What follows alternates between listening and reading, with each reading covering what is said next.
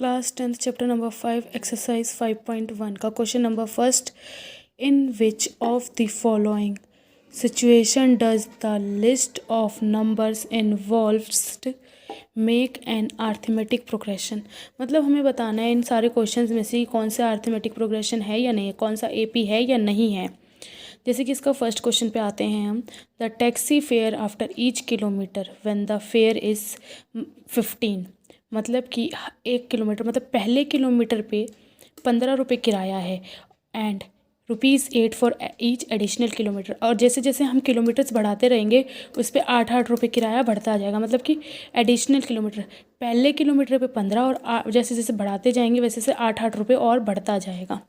जैसे taxi fears of 1 kilometre क्या है 15, इसको हम मान लेंगे A1 कि ये हमारा A1 है।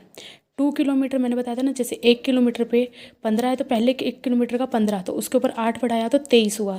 2 किलोमीटर का कितना होगा 23, वो क्या है हमारा A2।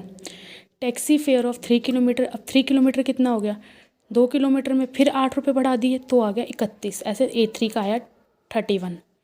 Taxi fare of 4 kilometre, अब 3 किलोमीटर फिर 8 रुपीज़, क्योंकि हर एडिशनल किलोमीटर पे 8 रुपये बढ़ते जाएंगे। पहला किलोमीटर 15, फिर 15 में 8 मिलाए तो दूसरा किलोमीटर 23, थर्ड किलोमीटर निकालने के लिए 23 में 8 प्लस कर दिया तो 31, ऐसे ही फोर्थ किलोमीटर में 31 में 8 प्लस किया 39। तो A1 ऐसे ही हमारा A1 A2 A3 A4 मिल गया हमें, A1 A2 A3 A4। अब हमें कॉमन डिफरेंस निकालना है। कॉमन डिफरेंस हमेशा सेम आएगा तभी AP होगा ये, क्योंकि हमें जो हमारा A1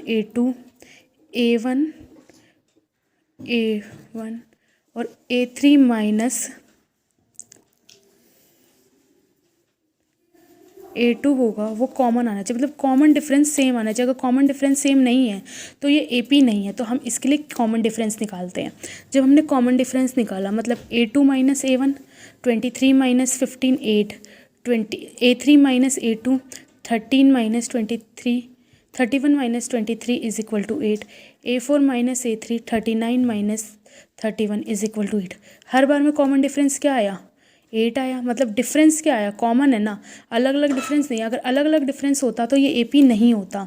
तो अगर ये जैसे कि हमें अब हमारे पास डिफरेंस नहीं निकल सकता तो हम इसके अंदर फॉर्मूले में डालते, बट यहाँ डिफरेंस निकल रहा है, डिफरेंस कॉमन है। अगर डिफरेंस कॉमन है तो ये AP है, अगर ये डिफरेंस कॉमन नहीं होता तो AP नहीं होता। डिफरेंस हमेशा सेम होगा तभी AP होगा, डिफरेंस अगर सेम नहीं है तो ये AP नहीं है। क्वेश्चन नंबर सेकंड, फर्स्ट का ही क्वेश्चन नंबर सेकंड है ये एक्सरसाइज 5.1 का।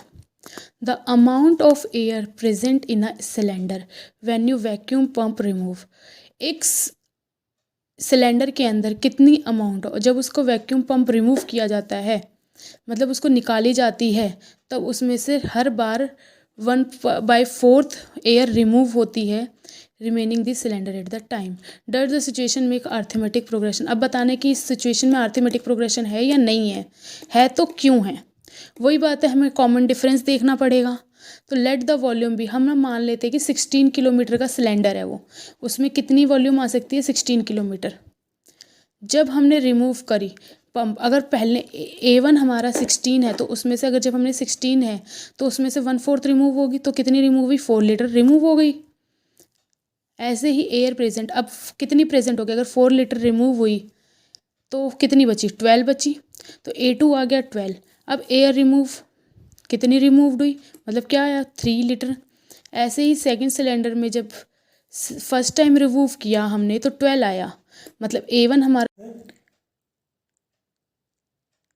जैसे कि हमारे फर्स्ट में A1 में थी 16, सेकंड में A2 आया। जब पहली बार जब वो पूरा सिलेंडर भरा था 16 था, जब उसमें फर्स्ट टाइम रिमूवल हुआ मतलब 4 लीटर रिमूवल हुआ तो 16 माइनस 4 तो A2 12 आया।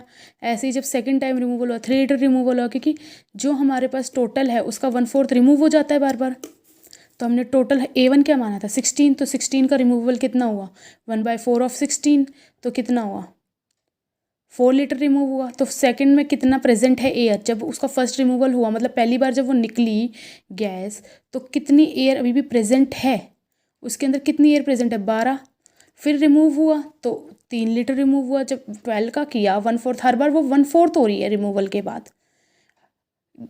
Air against removal 3 litre. वैसे थर्ड जब रिमूवल हुआ तो उसके बाद 12 माइनस 3, तो ऐसे हमारी सीरीज़ क्या बनी, पहले 16, 12, 9। जब हमने कॉमन डिफरेंस निकाला तो हमारा कॉमन डिफरेंस सेम नहीं आया, क्योंकि A2 माइनस A1 12 माइनस 16, तो माइनस का 4, A3 माइनस A2 9 माइनस 12।